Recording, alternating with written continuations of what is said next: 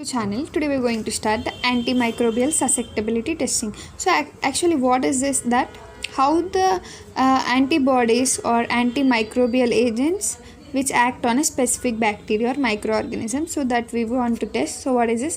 The antimicrobial susceptibility testing is actually in vitro process, that is in laboratories. It is nothing but the susceptibility of the given microorganisms to know the concentrations of the drug and the potency of an antimicrobial agent, that is how much that antimicrobial agent can kill that specific organism, and the concentration of the antimicrobial agent in the body fluids or tissues.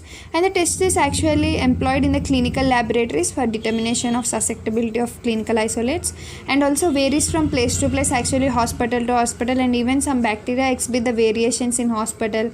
And its obligatory test is susceptibility to the institutional rational antimicrobial therapy.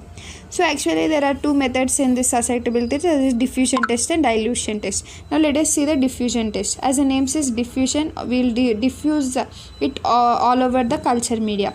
So the diffusion test is widely used actually of susceptible clinical isolates, especially in finding out about the antimicrobial agents action against that specific microorganism, and it is mostly used in the treatments. So the principle is that antimicrobial agent is diffused throughout the solid medium like agar or anything we can take, so that the concentration is highest near the site of application of the antimicrobial agent, and it decreases with the distance. So what is this? We'll understand it clearly. Actually there are three methods available now. There is a disc diffusion method, the cup method, and cylinder method, but the widely used one is a disc diffusion method mostly. So what is this disc diffusion method? Is a simple and easy method and commonly used. So the principle behind this is actually we add the amount of antimicrobial agent on the filter paper. So what is this is, first we take the filter paper and we dip it with the known antimicrobial agent. After dipping it, it is of 6 millimeter in diameter, and we place this disc on the agar surface. So this is agar surface, and we take this and we place this on the agar surface. And previously, actually this agar surface is previously inoculated with the bacterium. We know it by using a cotton swab. We spread it like this, and the test will result a zone of inhibition of growth around the disc, because we know this is antimicrobial, that is a microbe. So antimicrobial means, as we put this disc, if that that is related to that specific microorganism, then the zone of inhibition, that is that microorganism will not grow around it. But if it is not of that type, then like this the microorganism grows around it. So this represents that the microorganism is there, and this represents that this antimicrobial agent is killing that bacteria or any other microorganism and not allowing it to grow. So this is actually the theory behind it. Here you can see the diagrams. Now I'll explain it. So the recommended methods of disc diffusion testing are the Kribbe-Beirer disc method, which is the most common, and the Stokes disc diffusion method. Actually both are same, but differs is that in Stokes disc diffusion method we also use a control, that is we can compare them. So we'll learn that about that also. So what is this Kribbe-Beirer diffusion method? Actually it is a reliable method, routine clinical in bacteriology process. So the requirement are the disc of an antimicrobial agent, as I discussed. These are the disc of standard filter paper with an appropriate concentration of antimicrobial agent. So two types of disc are used: low potency, high potency. Low potency are for the bacterial isolates from the specimens other than urine, but high potency is required, which are bacterial isolates from the urine. So the culture medium is the suppose the growth of the organism. We know here we use the Muller-Hinton agar or nutrient agar, which is free from inhibitory substances, and also blood agar or chocolate agar, especially for the Haemophilus influenza, if you remember already we discussed, and other fastidious bacteria, because they can't grow on the nutrient or Muller agar, because they don't need the nutrient agar. In the inoculum of this test bacterium is suitable in a broth medium, especially in peptone water. Actually this inoculum, that is this bacteria or virus or microorganism, is present actually in a peptone water solution. And for preparation of this inoculum, 4 to 5 colonies test organisms are inoculated in a broth medium and incubated at 37, because 37 is the standard temperature.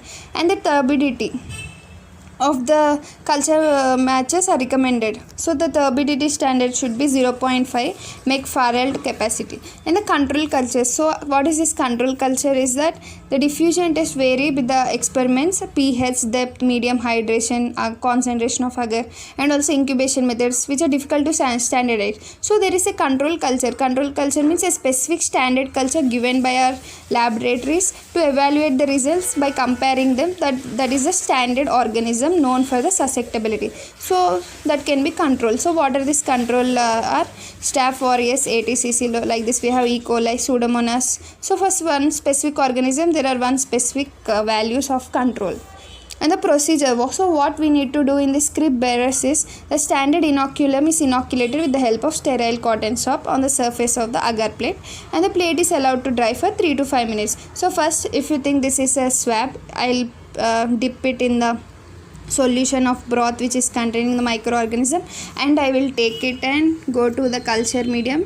If you think this is a culture medium, I'll spread it all around like this, and next like this. So after spreading that, I will incubate it. You can listen. The disc of antimicrobial agents are applied to the surface of the agar plate either by the mechanical dispenser or by hand using the sterile forceps. So always the forceps should be sterile, that is heated on the Bunsen burner. The discs are placed firmly on a plate of 100 mm, 7 discs, 1 in center and 6 in the periphery. So like this, 6 in the periphery and 1 in the center. I will place it.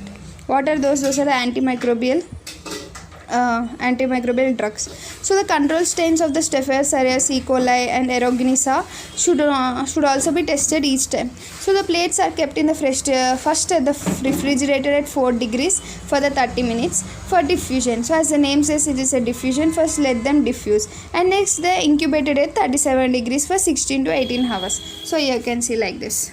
So first, this is a cotton swab, I have spread it, and next I took a forceps and I have placed the like this the antimicrobial drugs here. So now let's incubate it, and what happens?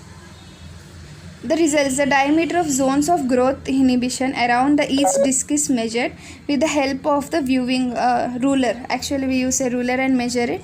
The zones are actually compared with the zones of inhibition of standard control, and the results are like this. So what happens after incubating it for 16 to 18 hours? What happens is, here you can see the result. Sensitive, if they are sensitive to the drug, if for example this is sensitive, then it will grow very little or it may not grow also, means only some part we can see. Intermediate sensitive, that is like medium, like this it may grow. And resistant, if it is resistant, we know it grows more bigger. So that is the results. And actually why we use this, and next we need to compare with the chart of standards. And why we use this is especially for the clinical isolates to the antimicrobial agents, to determine the antimicrobial agents against the clinical isolates. The advantages are simple and reliable application in the routine, this all you know. But the disadvantage is that it can't find the minimum inhibitory concentration, and the minimum bactericidal concentration values are not determined. Diffusion method, it is actually same. If you remember the Krebsberger diffusion method, it is same like that, but the difference is here even the control test is placed. So here you can see same like that, only the antimicrobial agents are put, and also the control, what is it, the standard values are put as a control, and the tests are put on the same disk. So we can easily compare them and we can find out. So what are the advantages is a simple, reliable, applicable in routine and clinical bacteriological laboratory. As the test and control cultures are grown along the side on the same plate, the zones of inhibition produced in the two cultures by the same disk are comparable, which makes the reporting easy, same as our old process. But the disadvantages is also same. Here also we can't find the minimum inhibitory concentration, and also here we can't find the minimal bacterial concentration. So diffusion tests are why diffusion tests are performed on primary cultures. Actually they are commonly performed on pure cultures by isolation, but sometimes in clinical emergency what happens is the test can be performed directly on the clinical specimen, like we know blood test, urine test, so pus test. So what is that? The specimen such as pus or urine is directly inoculated uniformly on the surface of a agar plate, and these discs are placed, and it is not actually suitable for specimens such as stool, vaginal secretions, throat swab containing normal flora. Why? Because the normal flora always confuse between the pathogens and other useful flora. So the results are noted after incubation of plates at 30 to 37 degrees, we know 16 to 18 hours same. And these results should be verified by testing the isolates subsequently. The early results on it gives early results on the second day of taking the specimen, and it is more than one organism present. It helps to find out the agent effective against the pathogens and also helps in separation and identification of strains through selective zones. But the disadvantage is the number of bacteria in the inoculums cannot be standardized. So we can't standardize the number of bacteria in the inoculums. So this is the disadvantage. Now coming to the broad dilution test. So what it says is, it's actually for MBC and MIC.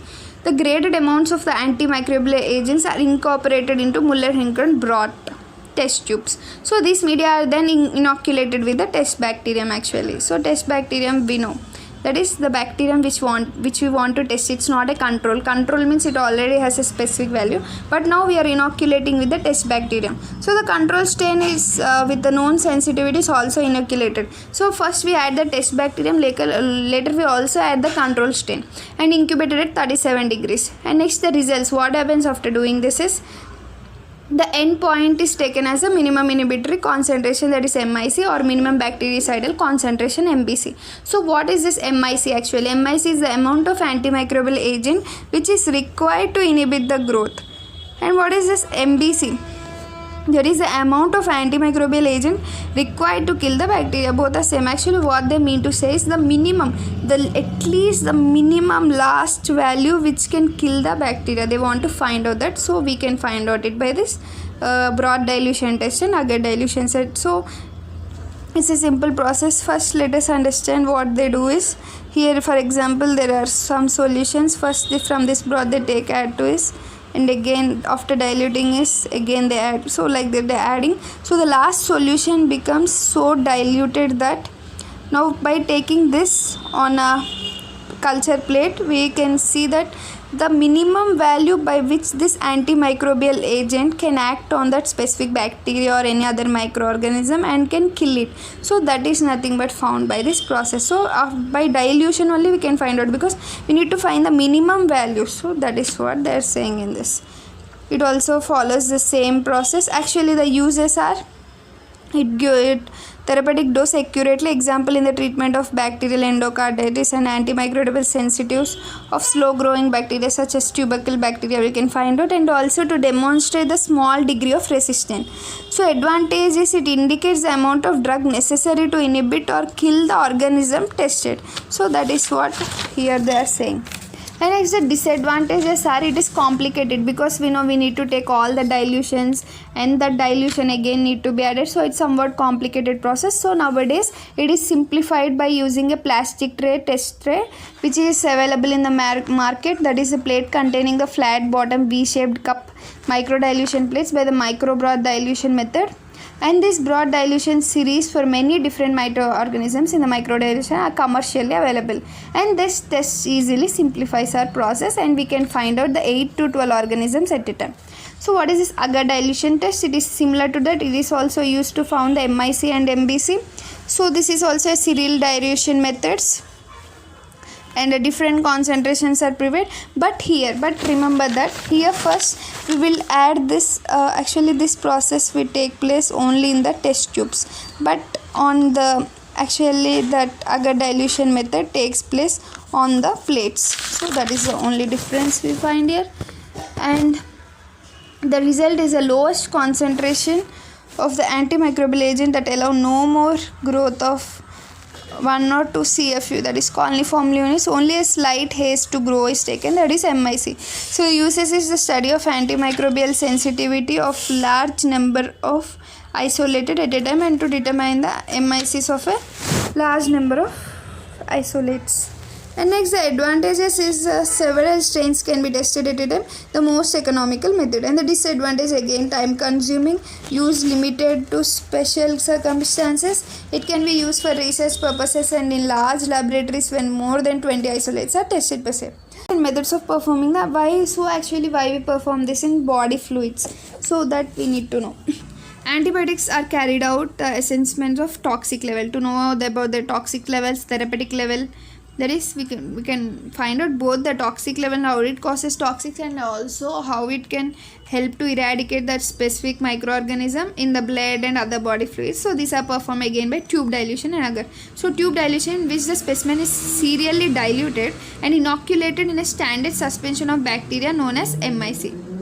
And agar dilution method, in which the standard strain of bacterium is inoculated and are punched in agar medium, here the medium, and it's charged with fixed amount of specimen and other various known concentrations of the antibiotic.